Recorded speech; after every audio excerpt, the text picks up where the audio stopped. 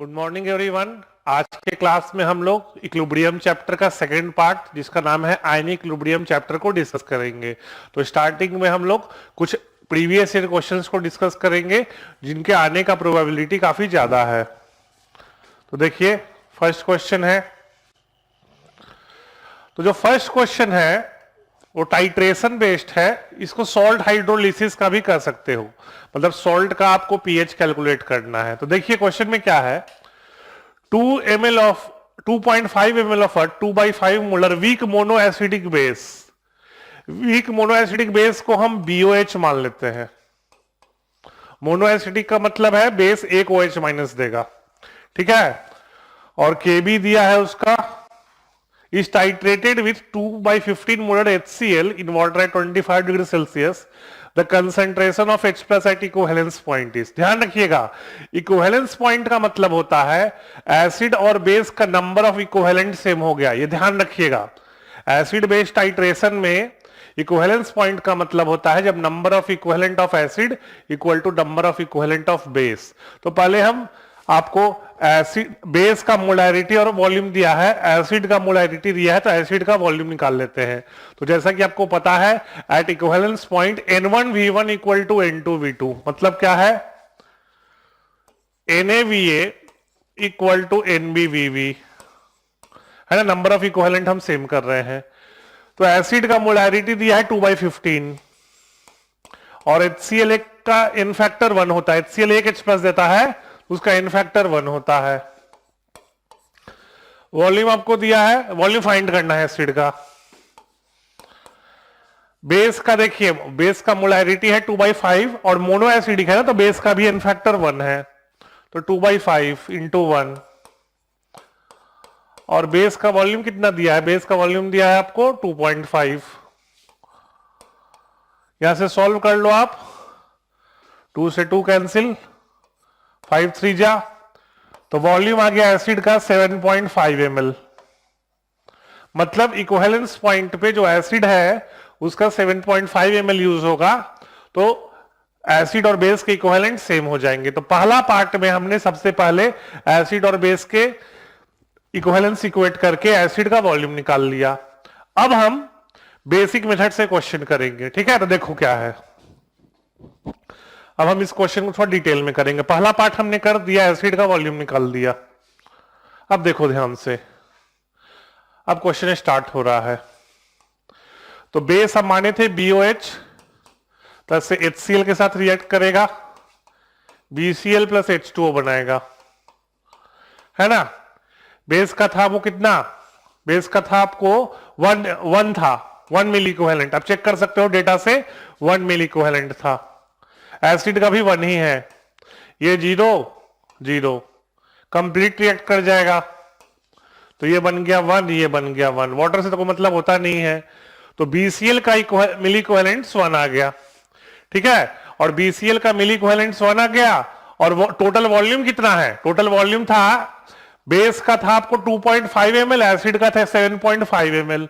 तो BCl का concentration कितना हो जाएगा, है ना, 1/10 विच इज इक्वल टू 0.1, है ना। 7.5 ml एसिड का, 2.5 ml बेस का, तो टोटल 10 ml हो जाएगा। और मिली इक्विवेलेंट 1 है, तो 1/10 कर दो, 1 आ गया। तो सॉल्ट का कंसंट्रेशन आपको 0.1 आ गया। अब यहां पर सॉल्ट हाइड्रोलिसिस होगा, क्या होगा, सॉल्ट हाइड्रोलिसिस। तो देख लो, BCl सॉल्ट है, और आपको पता होगा आयनिक में all salts are strong electrolyte. ये ध्यान रखिएगा, अनलेस क्वेश्चन में दिया रहे all salts are strong electrolyte, तो BCl ऐसे ब्रेक करेगा, ये 0.1 0 0 कंप्लीटली ब्रेक, 0.1 0.1। और ये आप पढ़े होंगे, Cl माइनस आया है HCl से, HCl स्ट्रॉन्ग एसिड था, तो HCl स्ट्रॉन्ग एसिड है तो उसका हाइड्रोलिसिस नहीं होगा Cl माइनस का। B प्लस आया है वीक बेस से, तो B प्लस आया है वीक बेस से, इसलिए B प्लस का हाइड्रोलिसिस होगा। तो देख लो आप, B प्लस का हम हाइड्रोलिसिस कर रहे हैं, मिलेगा BOH प्लस H प्लस, ठीक है। इसका कंसंट्रेशन C है 0, सॉरी इससे तो मतलब होता नहीं, वाटर से मतलब होता नहीं है, 0 नहीं मानेंगे, इससे मतलब है नहीं। Initially 0 0 C into 1 minus h CH CH। यहां पे हाइड्रोलिसिस हो रहा है तो स्मॉल h है डिग्री ऑफ हाइड्रोलिसिस, और स्मॉल h क्या है? Degree of hydrolysis. तो जो हाइड्रोलिसिस कांस्टेंट KH हो जाएगा CH into CH upon C into 1 minus h equal to हो जाएगा KW by K, sorry KB हुआ, बेस है ना, वीक बेस है ना, तो KB हो जाएगा, है ना। KB शायद 10 का पावर माइनस 12 था और KW है 10 का पावर माइनस 14, तो ये 0.01 हो जाएगा, एक C कैंसिल आउट, तो इंप्लाइज डेट हो जाएगा CH square upon 1 minus h equal to 0.01।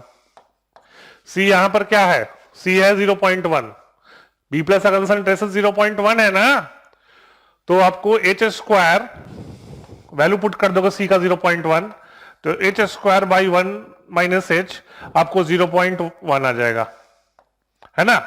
आप 0.1 को इधर लेके जाओगे तो डिवाइड करोगे तो 10 का पावर माइनस 2 अपॉन 10 का पावर माइनस 1 0.1 आ जाएगा। यहां क्वाड्रेटिक सॉल्व करना पड़ेगा आपको, ध्यान से। बच्चे यही जल्दबाजी में मिस्टेक करते हैं, एज्यूम कर लेंगे H 1 से बहुत छोटा है और 1 माइनस एच को 1 मान लेंगे, लेकिन यहां क्वाड्रेटिक सॉल्व करोगे आप तो H आएगा 0.27, H आएगा 0.27। तो हम नेग्लेक्ट नहीं कर सकते हैं, आपको पढ़े हुए क्लास में कि H 1 माइनस एच को 1 हम तभी लिखते हैं जब H 0.1 से छोटा हो, लेकिन H यहां 0.27 है जो कि 0.1 से बड़ा है ना, इसलिए यहां पर हम H को नेग्लेक्ट नहीं कर सकते। तो क्वाड्रेटिक सॉल्व किए पूरा, क्वाड्रेटिक से H मिल जाएगा 0.27 और H प्लस का कंसंट्रेशन पूछा है, तो H प्लस का कंसंट्रेशन क्या है? CH, और C क्या माने थे? C क्या है? 0.1, तो 0.1 को 0.27 से मल्टीप्लाई कर दो, है ना, तो ये आपको आ जाएगा 2.7 इंटू 10 का पावर माइनस 2, 2.7 इंटू 10 का पावर माइनस 2। कोई दिक्कत है इस क्वेश्चन में? पूछ सकते हो, कोई दिक्कत है कहीं पे? कोई स्टेप जो समझ में नहीं आया? ठीक है सब लोग, ठीक है ना। तो बस इस क्वेश्चन में यही था ट्रिकी पार्ट, बहुत बच्चे जल्दबाजी में मिस्टेक कर दिए थे, 1 माइनस एच को तुरंत 1 मान लिए, ठीक है ना, लेकिन 1 माइनस एच तुरंत 1 नहीं होगा क्योंकि H 0.27 है, और आप पढ़े हो नेग्लेक्ट तभी होता है जब H या अल्फा 0.1 से छोटा हो, है ना। तो ये क्वेश्चन हो गया। चलिए नेक्स्ट क्वेश्चन में बढ़ते हैं, ये अच्छा क्वेश्चन था।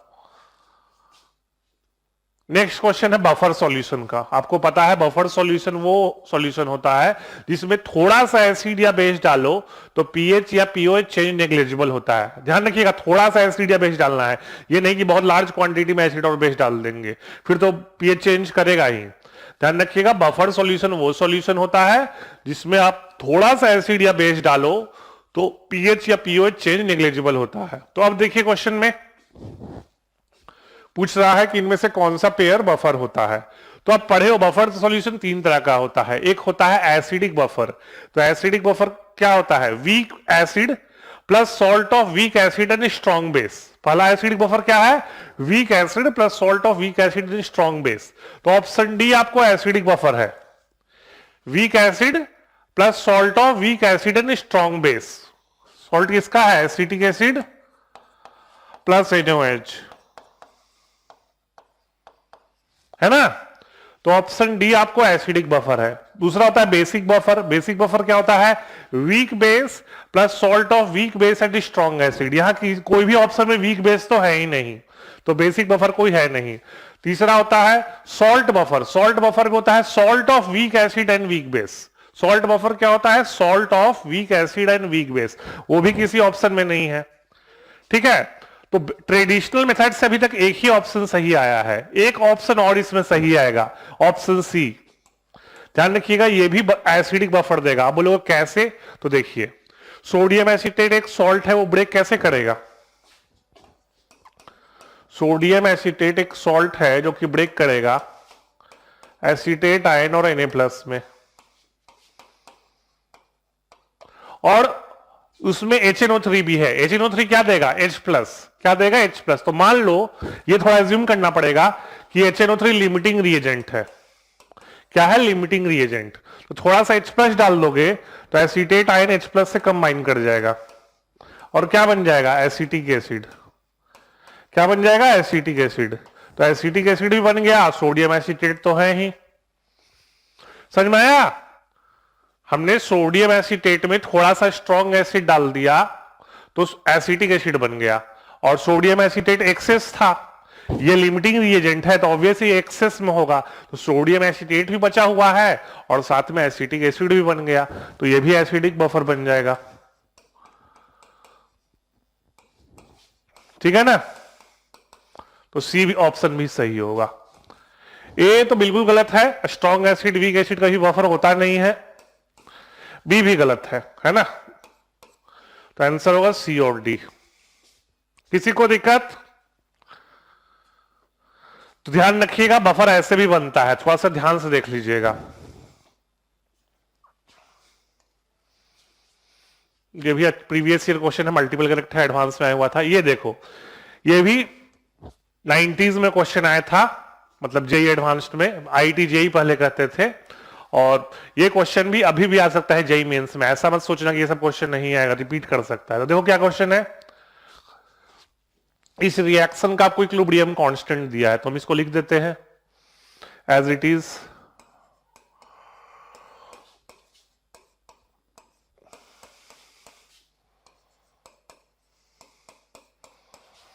इसका इक्विलिब्रियम कांस्टेंट दिया है आपको, केसी है 4 × 10⁻⁻10, और पूछ रहा है silver ion concentration in A solution which was originally 0.1 molar in KCN and, हाँ ठीक है। तो देखो क्या है, एक चीज ध्यान रखना, सिल्वर नाइट्रेट KCN के साथ,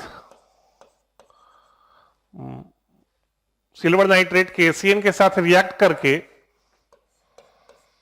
बनाता है, सॉरी थोड़ा सा है ना, जगह कमी है थोड़ा,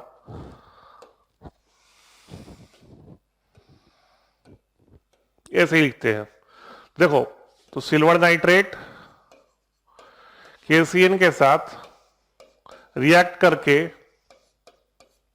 कॉम्प्लेक्स बनाता है AgCN whole twice minus plus KNO3 plus K plus. ध्यान रखना, ये रिएक्शन आपको पता होना चाहिए। सिल्वर नाइट्रेट है, पोटेशियम साइनाइड सॉल्यूशन में कॉम्प्लेक्स बनाता है। अब सिल्वर नाइट्रेट का कंसंट्रेशन दिया है, हाँ दिया है 0.03, और इसका भी दिया है, हाँ 0.1 दिया है।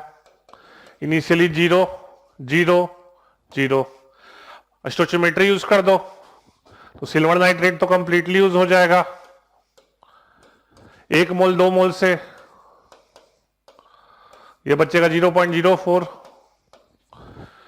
ये बनेगा 0.03, ये बनेगा 0.03, ये बनेगा 0.03।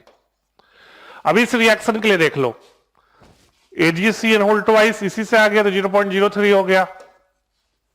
और साइनाइड देख लो, पोटेशियम साइनाइड कितना है, 0.04 ना, वो डिसोसिएट कर जाएगा K+Cn- में।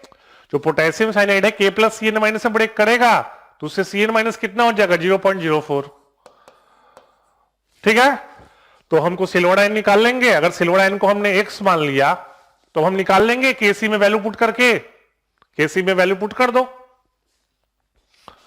4 × 10⁻⁻10 इक्वल टू X × 0.04 का होल स्क्वायर अपॉन 0.03।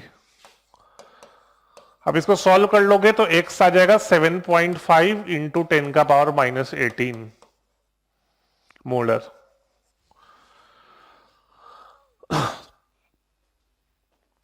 क्या किसी को कोई स्टेप में दिक्कत? बोलिए। ठीक है,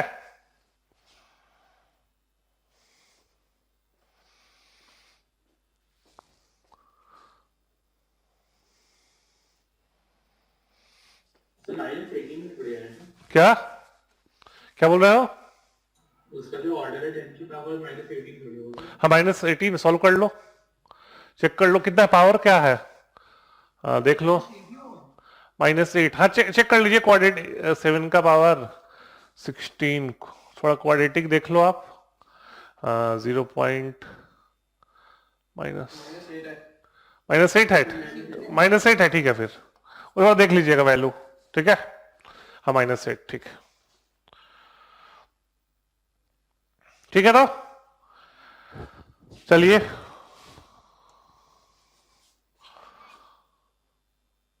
हाँ, ये भी देखिए उसी तरह क्वेश्चन है। इसमें क्या है कि आपको बताना है कि सिल्वर क्लोराइड को अमोनिया सॉल्यूशन में डालेंगे तो जो कॉम्प्लेक्स आयन बनता है, आप पढ़े हो, ये पी ब्लॉक में भी पढ़ना है क्लास 12th के, आपको पता होगा।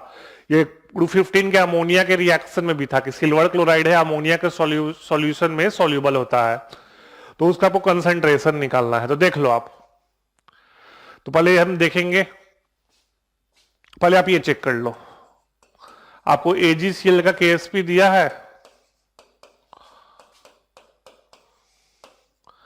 KSP कितना दिया है 10 का पावर 1.8 इंटू 10 का पावर -10, ये KSP है, और इस रिएक्शन का Kc दिया है। तो इसको उल्टा हम कर रहे हैं, इसको हम उल्टा कर रहे हैं, आपको पता चल जाएगा हम क्यों उल्टा कर रहे हैं।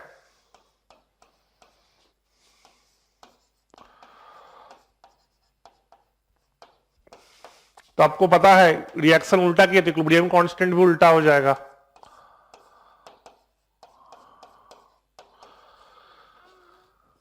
ऐड कर दो दोनों रिएक्शन को तो Ag प्लस कट जाएगा, है ना। अब ऐड कर दोगे तो Ag प्लस कैंसिल आउट हो जाएगा। हम डायरेक्टली यहां पे ऐड कर दे रहे हैं।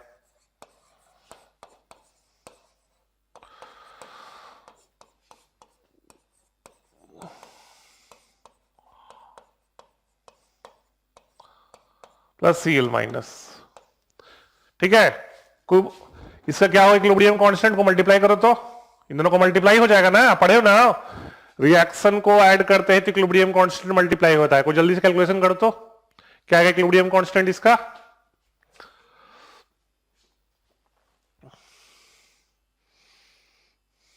क्या है इसका वैल्यू। वैसे तो आप ऐसे लिख सकते हो 1.8 इंटू 10 का पावर -10 अपॉन 6.2 इंटू 10 का पावर -8। क्या है वैल्यू 2.9 into 10 की पावर -3। क्या है 2.9, अच्छा 2.9 इंटू 10 का पावर -3, ठीक है। 2.9 अप्रोक्सीमेटली 2.9 इंटू 10 का पावर -3। अब देख लो क्वेश्चन में दिया है सिल्वर क्लोराइड एक्सेस में है। क्या है एक्सेस में है, तो उसके क्वांटिटी को हम A मान लेते हैं, है ना। A बहुत ज्यादा है। अमोनिया कंसंट्रेशन दिया है 1 मोलर, तो 1, ये 0 है। अब मान लेते हैं कि ऑब्वियस है सिल्वर क्लोराइड एक्सेस में है, तो अमोनिया है लिमिटिंग रिएजेंट, तो अमोनिया का X कंसंट्रेशन गया प्रोडक्ट में, तो ये 1 - X बचेगा। तो इसका कितना जाएगा X/2 जाएगा ना। अगर अमोनिया का X जा रहा है तो सिल्वर क्लोराइड कितना जाएगा X/2। और यहां देख लो X जा रहा है तो इसका भी X/2, इसका भी X/2 होगा। अच्छा एक चीज ध्यान रखना, बहुत इंपॉर्टेंट है, आपको जैसा कि बताए थे कि इक्विलिब्रियम कांस्टेंट की एक्सप्रेशन में हम प्योर सॉलिड को कंसीडर नहीं करते क्योंकि उसका एक्टिव मास 1 होता है, और आपको पता है AgCl सॉलिड होता है ना। तो इसके एक्सप्रेशन में इक्विलिब्रियम कांस्टेंट के कंसीडर नहीं करेंगे AgCl को। जो A - X/2 है उस पोर्शन को कंसीडर नहीं करेंगे। तो क्या हो जाएगा, इक्विलिब्रियम कांस्टेंट 2.9 इंटू 10 का पावर -3 है, इक्वल टू हो जाएगा X/2 into X/2 upon 1 - X का स्क्वायर। और देख सकते हो ये कांस्टेंट बहुत छोटा है ना, तो X का वैल्यू बहुत कम आएगा, तो 1 - X को 1 मान सकते हैं। एज्यूम कर ले रहे हैं X 1 से बहुत छोटा है, तो 1 - X को 1 मान लेते हैं, तो 1 का स्क्वायर आ जाएगा। यहां सॉल्व करो तो X स्क्वायर क्या आ जाएगा, 4 टाइम्स मल्टीप्लाई कर दोगे, 4 इंटू 2.9 क्या आ जाएगा 11.6, है ना। 11.6 इंटू 10 का पावर -3, तो 1.16 में कर देंगे तो ये हो जाएगा 1.16 इंटू 10 का पावर -2। कोई सॉल्व करो, x क्या आएगा, स्क्वायर रूट लो। आप देख सकते हो अप्रोक्सीमेटली कितना हो जाएगा, 1.1 से थोड़ा सा कम मान लो, है ना, 1.21 से थोड़ा सा छोटा ना है। हाँ तो 1.08 है ना, 1.1 से तो 0.9 कर दो इंटू 10 का पावर -1। x ये होगा, x यही होगा ना, 1.09 इंटू 10 का पावर -1। और क्वेश्चन में पूछ क्या रहा है, कॉम्प्लेक्स का कंसेंट्रेशन। तो कॉम्प्लेक्स कितना है, x बाई 2 है, तो इसको 2 से डिवाइड कर दो तो क्या आ जाएगा 0.54, यानी कि 0.054 आ जाएगा अप्रोक्स।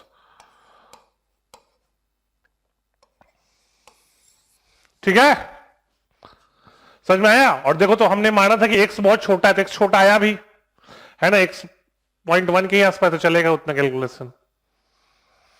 ठीक है ना, फिर कोई क्वेश्चन में कोई दिक्कत तो बताइए। ठीक है, चलिए तो फिर कुछ क्वेश्चन प्रैक्टिस करते हैं, फिर उसको डिस्कस करेंगे। ठीक है, तो फिर हम लोग आयनिक के वर्कशीट को डिस्कस करते हैं। ठीक है, आयनिक के वर्कशीट को डिस्कस करते हैं। बोलिए कौन सा क्वेश्चन, 5th से पहले कोई नहीं है, बाकी लोग। Sir second. सेकंड, हाँ सेकंड देख लो भाई। देखो इसमें H2SO3 सल्फ्यूरस एसिड का 2 डिसोसिएशन कांस्टेंट दिया है। K1 है आपको 1.7 इंटू 10 का पावर -2 और K2 होगा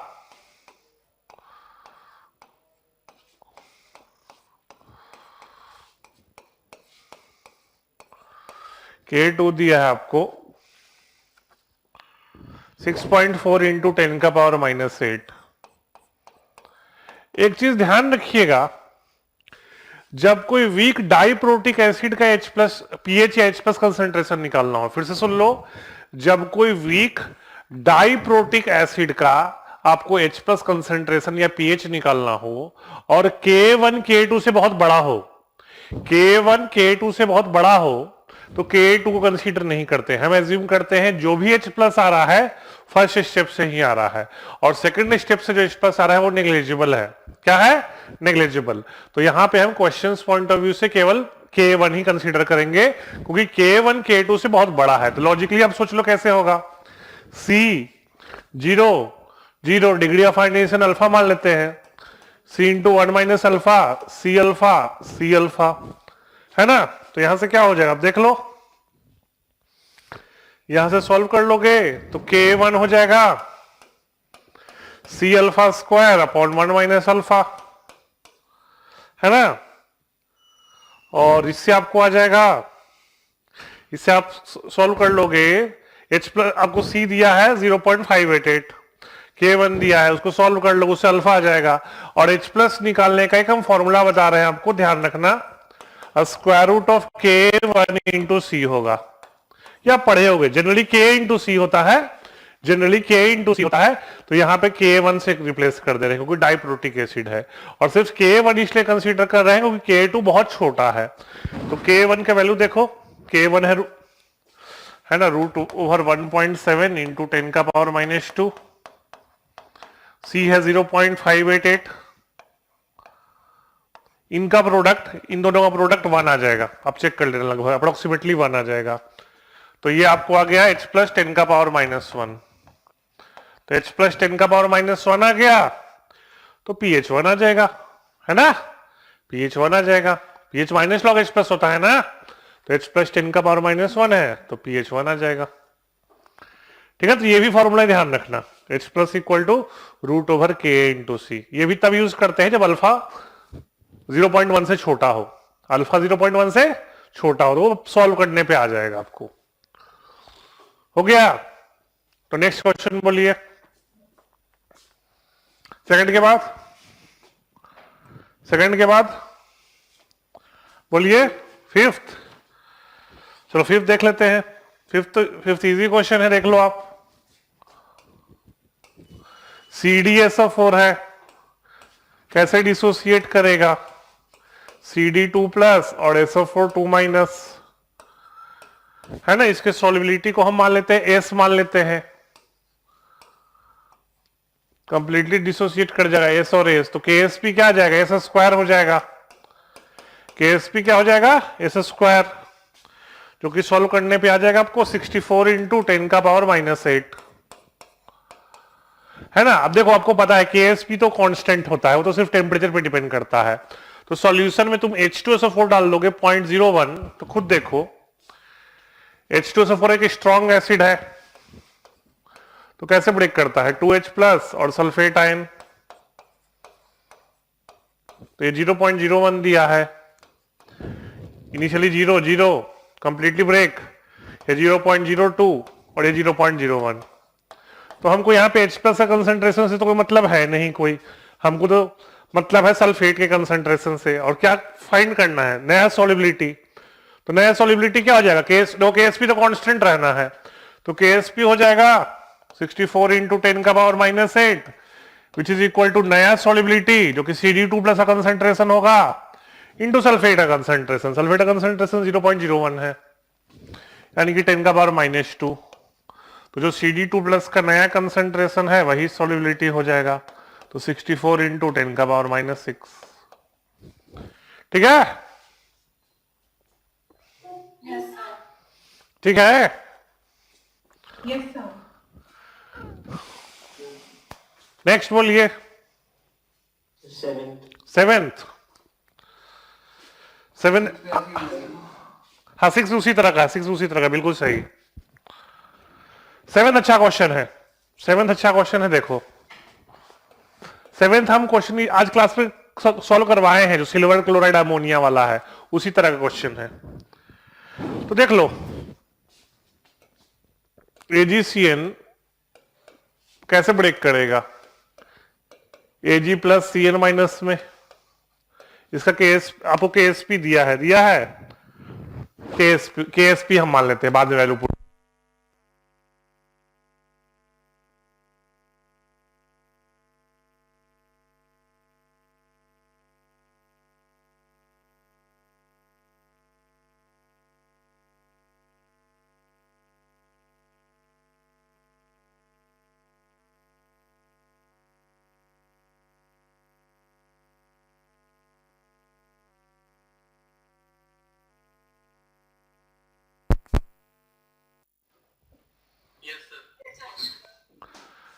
टीवी ऑन कर दो। ये क्वेश्चन फिर से स्टार्ट करेंगे, ठीक है? अच्छा, कुछ लिखे नहीं थे क्या? नहीं, बस वो आपने इक्वेशन अच्छा, इक्वेशन लिखे थे। वीडियो तो सेव हो रहा होगा ना? ठीक ठीक ठीक। क्या रिकॉर्डिंग कन्वर्ट हो जाएगा? हाँ हाँ, कट कर मर्ज कर दोगे, है ना, वही मर्ज कर देना।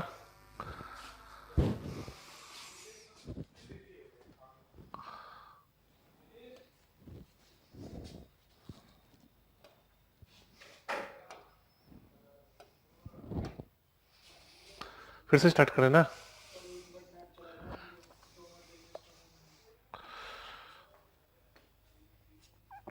रुक जाओ अभी, ठीक है?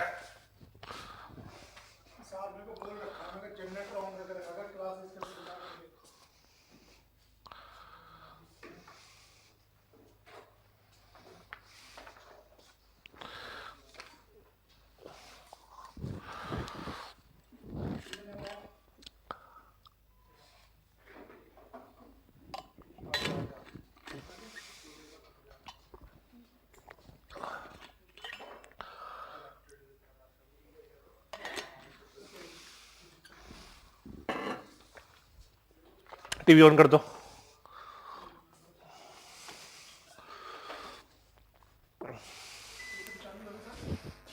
तो ऑन है, वो तो हो गया। उसमें क्या जरूरत है भाई? आपकी जरूरत है ना? स्टार्ट करेंगे, बोर्ड पे छोड़ दो, वो स्टार्ट कर दो टीवी।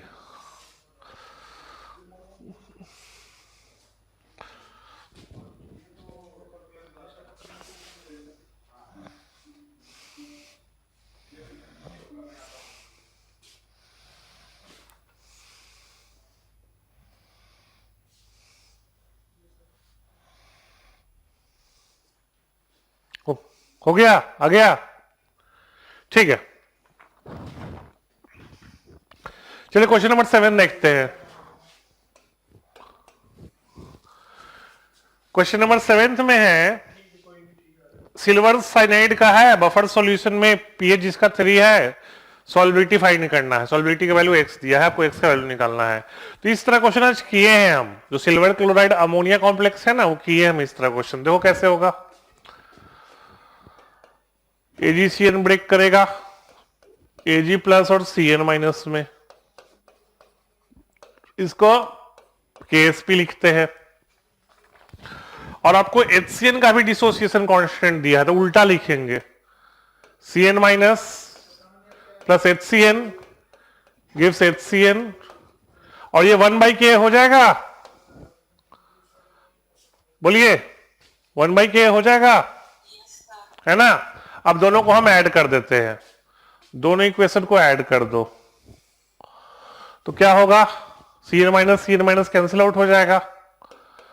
तो AgCN plus H plus reversible sign क्या हो जाएगा, Ag प्लस और HCN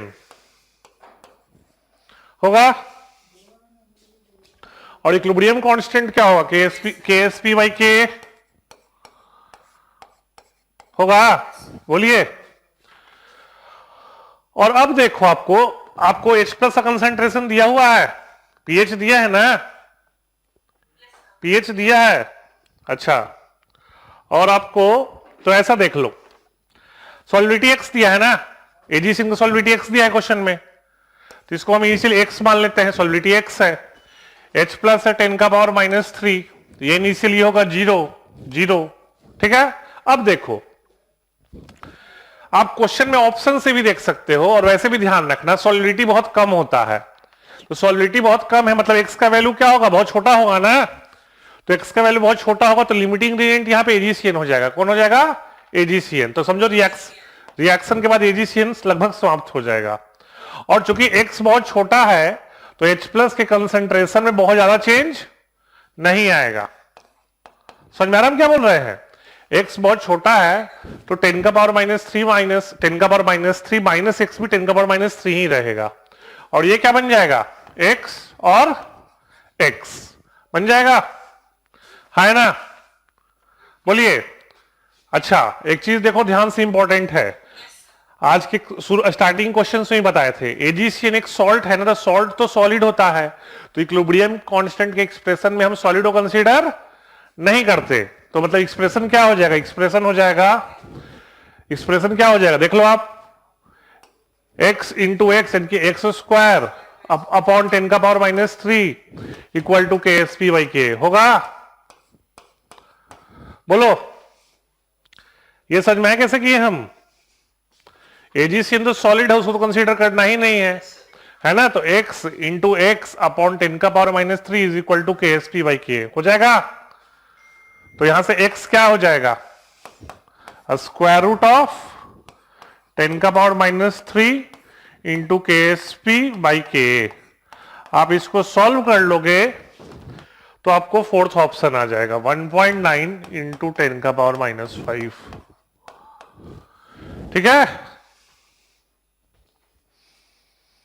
समझ में आया। बोलिए, बहुत शॉर्टकट में सॉल्व कर दिए। इसमें दो ट्रिक लगाए। पहला ट्रिक लगाएं, क्योंकि क्वेश्चन में ऑप्शन से ही दिख रहा है कि x बहुत छोटा है, तो AgCN लिमिटिंग रिएजेंट हो जाएगा। और दूसरा, AgCN एक प्योर सॉलिड है, तो इक्विलिब्रियम कांस्टेंट के एक्सप्रेशन में हम प्योर सॉलिड कंसीडर नहीं करते, है ना। ठीक ठीक, चलिए नेक्स्ट क्वेश्चन बोलिए। नेक्स्ट क्वेश्चन 13 देखते हैं। कौन सा 10th तो इजी क्वेश्चन है, 10 देख लो। एक चीज ध्यान रखना, बहुत इंपॉर्टेंट है कि जो CuS है ना, उसको सॉल्युबिलिटी प्रोडक्ट बहुत लो होता है। CuS है उसका सॉलिबिलिटी प्रोडक्ट बहुत लो होता है, वेरी लो। तो फॉरवर्ड रिएक्शन का इक्विलिब्रियम कांस्टेंट बहुत कम है, तो बैकवर्ड का बहुत ज्यादा हो जाएगा। मतलब मतलब उल्टा सोच लो, Cu2 प्लस सल्फाइड आयन से तुरंत कंबाइन करके CuS दे देगा, मतलब ये 1/Ksp काफी हाई हो जाएगा। तो बस वही चीज दिया है, अब उसी के बेसिस पे क्वेश्चन है। फोर्थ हो जाएगा ऑप्शन, फोर्थ। ठीक है, नेक्स्ट बोलिए। 13 देखते हैं। 13 अच्छा क्वेश्चन है, 13 अच्छा क्वेश्चन है। देखिए तो लैंग्वेज इसका थोड़ा कॉम्प्लिकेटेड है। 13 देखिए, क्वेश्चन में दे रहा है आपको कि जब पार्शियल प्रेशर 30 बार है तो कितना CO2 डिसॉल्व किया है? 44 ग्राम ना, बोलिए। कितने में? 1 kg वाटर में, यानी कि 30 बार प्रेशर पे आप ये सोच लो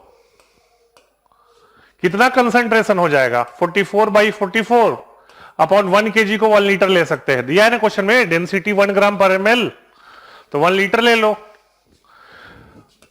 तो 30 बार प्रेशर पे कितना सॉल्युबिलिटी हुआ?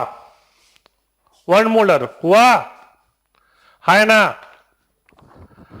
तो आप हेनरीज लॉ पढ़े हो, तो 3 बार में कितना हो जाएगा बताओ अप्रोक्सीमेट। ठीक ठीक ठीक ठीक, 30 बार प्रेशर में कंसंट्रेशन है 1 मोलर, तो 3 बार प्रेशर में क्या होगा? 0.1 मोलर होगा।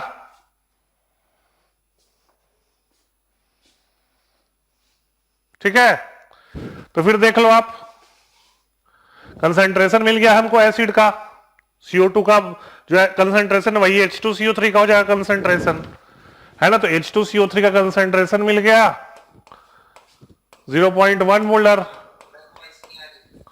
0.1 मोलर। ठीक है, तो फिर आप निकाल लो आप फॉर्मूला, आपको पता है वीक एसिड है तो पीएच का फॉर्मूला क्या होता है? हाफ इंटू पीके माइनस लॉग सी, है ना। पीके का वैल्यू क्या दिया है क्वेश्चन में, वो निकाल लोगे, 7 माइनस लॉग 4 हो जाएगा, हाफ इंटू 7 माइनस लॉग 4, और लॉग सी है 0.1, तो लॉग 0.1 -1 हो जाएगा, है ना। तो ये +1 आ गया, तो पीएच क्या हो जाएगा? 8 माइनस लॉग 4, 8 माइनस, अच्छा 8 माइनस लॉग 4 हो जाएगा, क्या हो जाएगा? 3.7, पीएच हो जाएगा 3.7 which is equal to 37 into 10 का पावर -1। तो आंसर आपको 37 होगा। ठीक, 13 देख लो, आप फिर से बता देते हैं। 30 बार प्रेशर पे दिया है आपको सॉल्युबिलिटी 44 ग्राम 1 kg में है, तो उसको मोलैरिटी में कन्वर्ट कर देंगे तो 1 मोलर आ जाएगा। तो आप हेनरीज लॉ से पढ़े हो ना, 30 बार पे सॉल्युबिलिटी 1 मोलर होगा, तो 3 बार पे कितना होगा? 0.1, है ना। और जो CO2 गैस का कंसंट्रेशन है वाटर में, वही ना H2CO3 का कंसंट्रेशन होगा, बोलो। जो CO2 गैस का सॉल्युबिलिटी है वाटर में, कंसंट्रेशन है, वही H2CO3 का कंसंट्रेशन होगा। अब आपको पता है वीक एसिड का मिल गया आपको कंसंट्रेशन, तो पीएच निकाल लोगे हाफ पीके माइनस लॉग सी से, ये फॉर्मूला पढ़े ना हो, तो हो गया। ठीक है, पीएच इक्वल हाफ पीके माइनस लॉग सी। नेक्स्ट बोलो 17, और बीच में कोई डाउट नहीं है, बोलिए।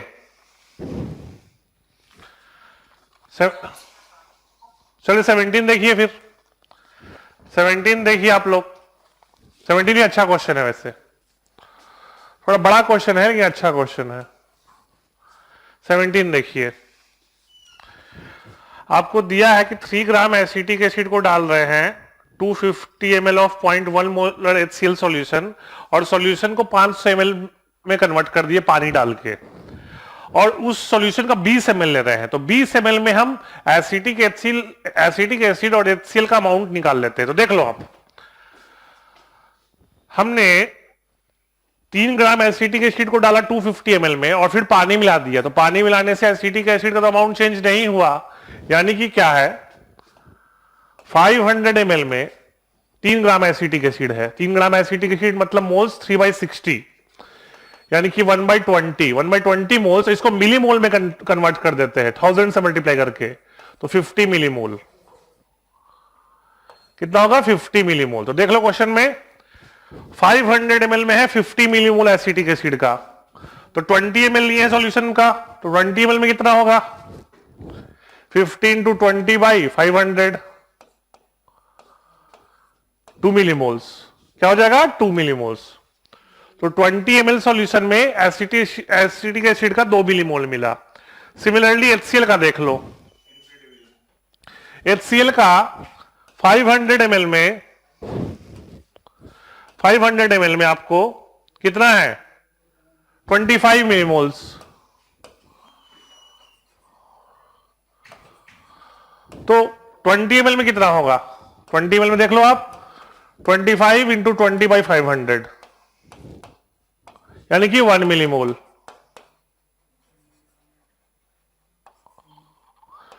अब देख लो, ये तो आपको पता है। और NaOH का मिलीमोल्स कितना है, NaOH का देख लो 1/2 × 5, NaOH का मिलीमोल्स कितना होगा ये देख लो, ध्यान रखना ये एसिटिक एसिड का है, ये एसिटिक एसिड का है और ये HCl का है। और NaOH का निकाल लो मिलीमोल्स, मिलीमोल्स ऑफ NaOH क्या हो जाएगा 1/2 × 5 कर दो, ml में ही दिया है, तो 2.5 मिलीमोल्स हो गया। ये किसका है NaOH का। तो आपको पता है सबसे पहले तो स्ट्रॉन्ग एसिड स्ट्रॉन्ग बेस के बीच रिएक्शन होगा, यानी कि NaOH और HCl के बीच। तो NaOH और HCl के बीच क्या बनता है NaCl वाटर, सबको पता है ये बात। तो 2.5 1 0 0 HCl लिमिटिंग इंग्रेडिएंट है, तो NaOH 1.5 मिलीमोल्स बच गया, HCl कंप्लीटली रिएक्ट कर गया। ये 1 है, ये 1 है, तो NaOH का मिल गया 1.5 मिलीमोल्स बच गया। अब जो NaOH का मिलीमोल्स बचा है वो एसिटिक एसिड से रिएक्ट करेगा। ऊपर एसिटिक एसिड के भी 2 मिलीमोल है, अब वो उससे रिएक्ट करेगा।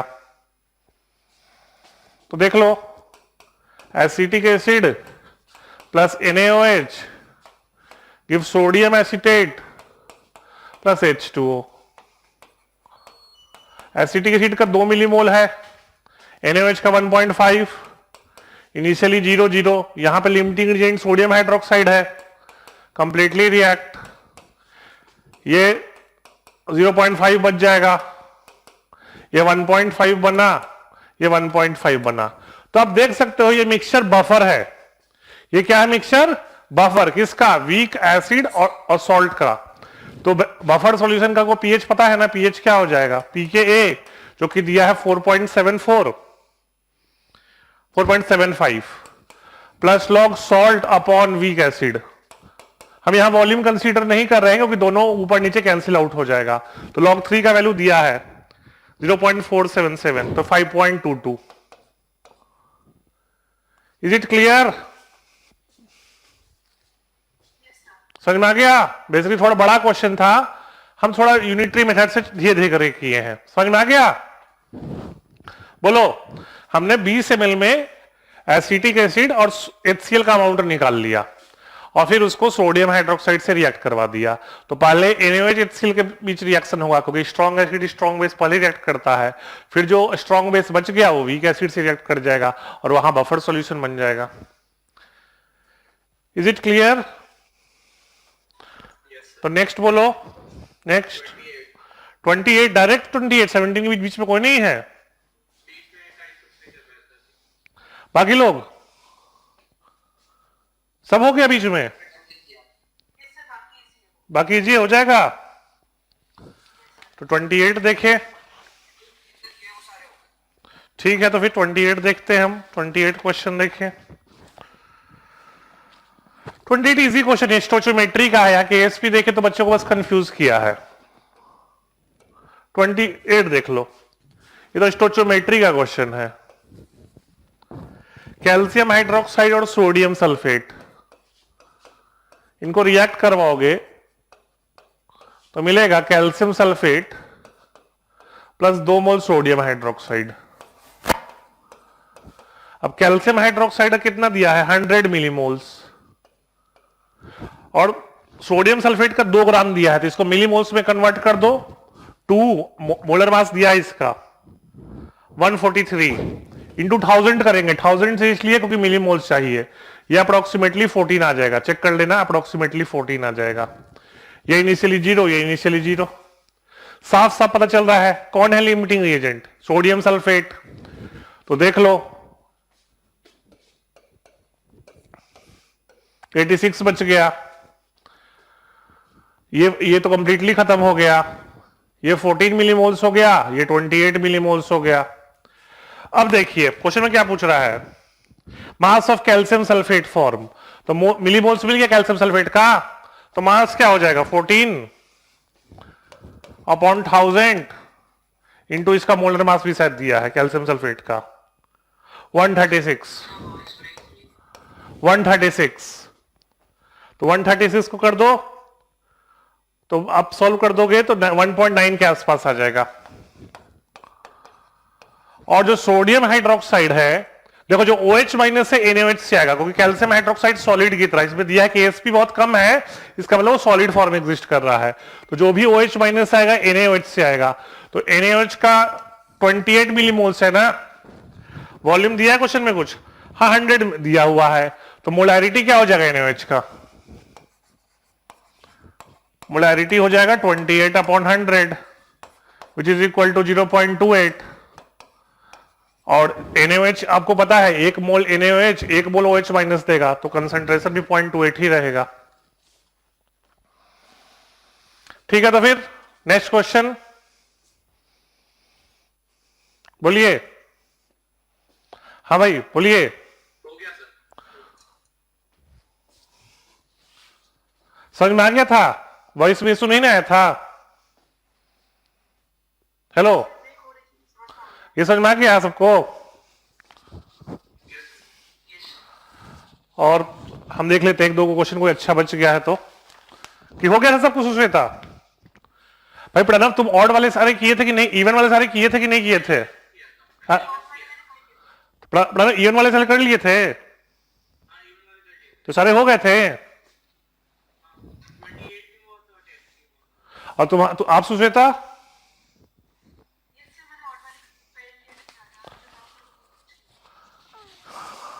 ठीक है, तो फिर